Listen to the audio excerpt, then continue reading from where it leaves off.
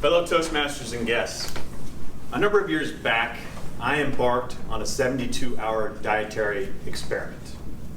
I had gained a little bit of weight and I was looking to shed a few pounds. And I could have sat down and researched and done the right thing by searching out a good, sane diet and progressed in something that was going to work over the long term, but no, I wanted to do it my way. I wanted to craft my own personal hell. So I set out to devise my own personal diet. And my diet was comprised of 4 basic rules. The first rule was that all I could eat was soup. Now why soup? Well, it's just soup seemed really easy and you could get everything you needed for a complete meal in just one big bucket of slop. 2, it had to be homemade soup. The idea was I thought I could make something healthier and then just something store-bought. So I thought if I forced myself to cook all the time, it probably would curb my eating. 3rd is that it had to be the same kind of soup. I could not change up. It was going to be the same meal all day, every day for the 72 hours. And the 4th was that I could eat as much of it as I wanted, which is awesome. So if I got too hungry, I could just go back to the well and eat more and more. So I had my framework, I had my system. Now I just needed to find the perfect soup. Now I'm lazy, and I'm an amateur in the kitchen.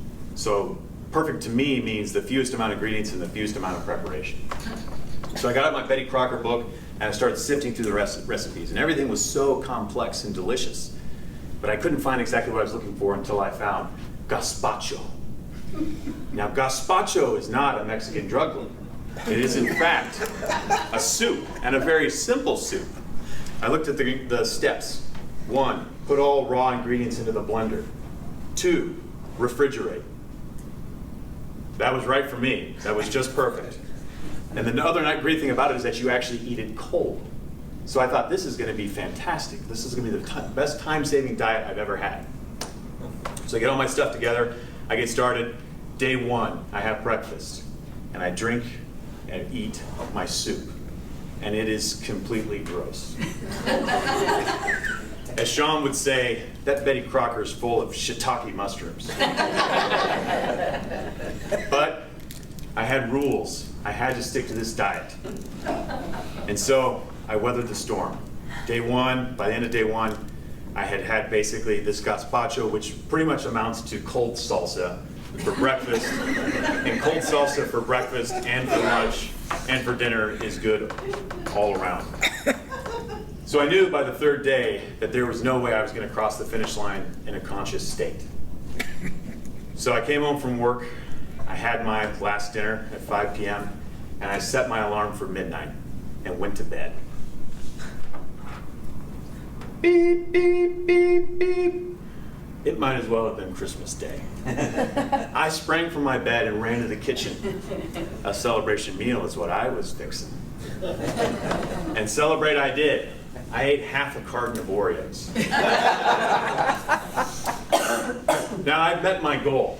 I'd achieved the rules of the diet, and I'd actually lost some weight along the way. But anybody will tell you that a 3-day diet isn't exactly how you do it. And I essentially had cost myself my will. I had decimated my own will to stick to any sort of consistent diet plan. And as a result, I rebounded. I gained more weight than what I actually had before. Now this is what I would call a Pyrrhic victory. And a Pyrrhic victory really fascinates me. It's this idea that you win, but the outcomes are such that you've actually lost in a lot of ways. It's a win in name. And so it's contradictory and something of a puzzle to me and something interesting. And there's something tragic about being outdone or undone by your own victories. And so I took some time and reflected and cogitated on Pyrrhic victories in my life and my own life decisions and said, am I making the right choices? Am I actually getting true wins, or am I just getting Pyrrhic victories? Because when you see a trophy, an achievement, a plaque, an award, it doesn't tell you the whole story. It doesn't tell you the costs. What actually went into those things, and was it a true, valuable victory? Now I'm a runner, and I've been running for probably 7-8 years now. And this is my best running year to date. I'm poised to break all my personal records and to end the year with over 1,000 miles. And at face value, that sounds great. That sounds like a decent accomplishment to me. But when I start to evaluate the costs, I have to start to question whether or not it's wise. Am I going too far? Am I creating costs that are going to have a toll on my life into my golden years? Will I harden my heart? Will my knees ache? These are short-term victories, but are they truly victories? And so as I was thinking through that, I was getting a little depressed, a little sad, and I thought, man, this is a real bummer. Then I was reminded of another recent story that sort of made me feel a little bit better about everything. A coworker of mine, Dan, called me up and asked if I'd be interested in an eating competition. I said, well, tell me about this. He said his brother thought it would be fun to sit down and try to eat 10 quarter pounders in a half hour. I said, well, of course, sign me up. That sounds awesome. But I didn't want to tell my wife because I knew she'd call me an idiot, so I just kept it on the down low. We set up a date.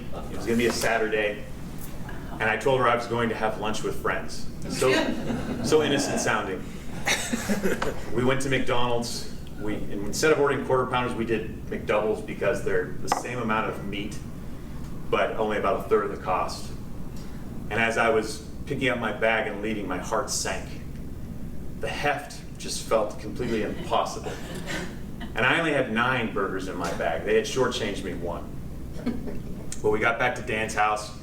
We all took our places, laid out our burgers in front of us, readied ourselves, and started the timer. Dan was voracious. He tore out of the gate and was just going after the burgers like mad. When Renee, his brother, and I were on burger number 2, Dan was already into burger number 4. By the time we caught up to burger 4, he'd already started into burger 6. Now at burger 5, Renee wasn't looking so good. He was a little nauseous. He was kind of shaking.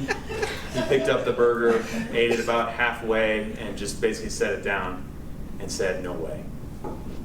Dan, meanwhile, was starting burger number 6. I finished burger 4, then 5, then 6, then 7. And with 1 minute left, I took the last bite of burger number 8. We decided to call it quits after that. And so I waddled over to the couch, sat down, and laid out like a beached whale. There was nothing I could do, was just sit there and just wait. And I'd won. I'd won by 2 burgers. And the victor got their meal paid for. So I got all that delicious food for free. And as I sat there reflecting over my win, in pain, thinking I probably ruined the rest of my day, and I don't know what kind of trouble I'm going to be in when I get home, I thought, finally, an honest victory. Thank you.